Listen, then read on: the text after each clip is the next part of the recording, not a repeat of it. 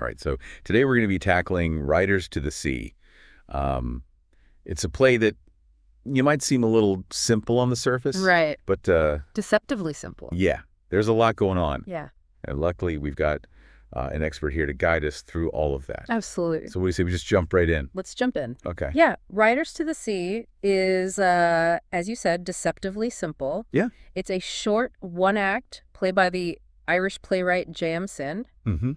but it explores some really big themes Oh, yeah, for sure. and has a powerful emotional impact. I've heard it's a pretty popular play in university courses. Absolutely. Like the Bachelor of Arts.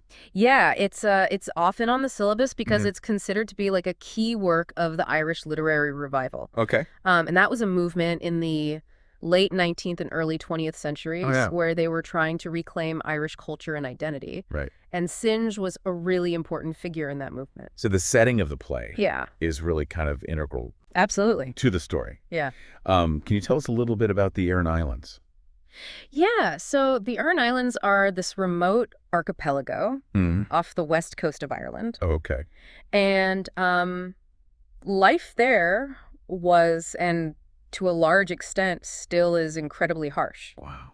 The sea is this constant presence, Right. both as a source of, sustenance and a threat. Right. And Synge was drawn to the islands because of the isolation, the Mhm. strong traditions, and the way that people live so closely to nature. Yeah, it seems like those themes kind of permeate Yeah, the absolutely. entire play. Yeah, yeah. So the card of the play is Moria, Right. a mother who's lost a lot to the sea. Yeah, Can you kind of walk us through the story a little bit? sure. Without giving any spoilers, of course. Yeah, so the play centers around Moria, this elderly woman Okay. who has already lost her husband and 5 of her sons to the sea. Wow. And as the play opens, her remaining son, Bartley, Mm-hmm. is determined to go to the mainland to sell his horses. And Moria is just overcome with this premonition that he too will be taken by the sea. Yeah, it really sets that kind of tone of impending doom. It does. You really see her battling not only the, literal storm brewing at sea, but this overwhelming sense of fate and inevitability. It's really heartbreaking Yeah. to watch her struggle, knowing that she's very likely going to lose Yeah, her last remaining son. it is. Yeah. So you mentioned earlier that the play kind of Mm-hmm. delves into some Yeah. big themes. Yeah. Yeah. What are some of the major ones that stand out to you?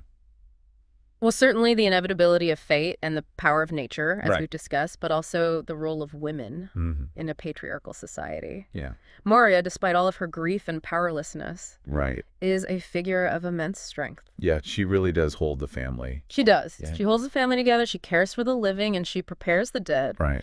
But her role is vital, but she's also trapped by her circumstances. It's not just about the sea claiming lives. Right. It's about the limitations that are placed on women in that society. Yeah, absolutely.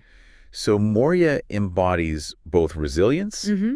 and kind of like a resigned acceptance. Yeah. How do you think those two kind of seemingly conflicting qualities Right, work yeah. together in her character? That's a great question. Mm-hmm. I think Moria's stoicism Mm-hmm. isn't just personal. I think it reflects the collective strength of the Oh. island women who've always faced the sea's harsh realities. It's a strength born out of generations of loss and hardship. Wow. But at the same time, there's this deep sadness there. Right. A recognition that her life has been shaped by forces that are beyond her control. Right, and it makes you think about how you would deal with Yeah, that kind of situation. absolutely. And I think Synge is really exploring the complexities of the human condition in the face of overwhelming loss. And the question of whether true acceptance or even defiance is possible in such circumstances. Now, we can't talk about Riders to the Sea without talking about Right. Synge's use of language. Yeah.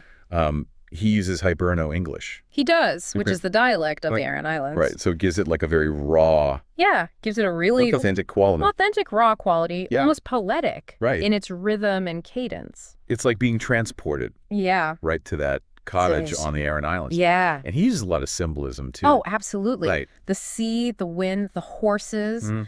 the whiteboards that are used to prepare the dead for burial. Wow. They all carry layers of meaning that add Yeah. to the play's impact. Now, for anyone listening who might be studying Riders to the Sea Mm-hmm. for a course, Right. what are some of the things they should be thinking about? Well, one question that often comes up Yeah. is how does Synge use the setting of the Aran Islands Okay. to contribute to the themes of the play? How does that harsh environment, the isolation, the constant presence of the sea Hmm. shape the characters and their choices? Right. Another key question is how does Morian transform throughout the play? Mm. How does she embody that central conflict between human will and the forces of nature and fate? Right. And then, of course, it's important to pay attention to Cinna's use of language. Right. How does his choice of this dialect enhance the play's impact? Right. How does he use imagery and symbolism Mm. to convey deeper meaning? It seems like there's just so much to think about, Yeah. even though it's a short play. There is a lot packed into that Yeah. one act.